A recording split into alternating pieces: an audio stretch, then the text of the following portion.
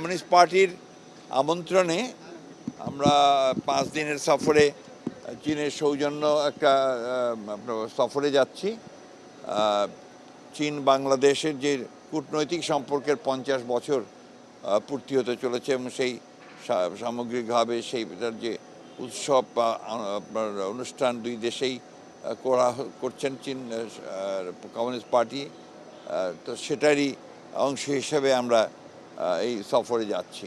তো আমাদের এই দলে একটু উচ্চ পর্যায়ের নেতারা আছেন। আমাদের স্ট্যান্ডিং কমিটির মির্জা আব্বাস সাহেব আছেন, বাবু গয়েশ্বরচন্দ্র রায় আছেন, আমাদের হাসিনা সেলিম আপা আছেন, আমাদের মিডিয়া সেলের পাবেল সাহেব আছেন, আমাদের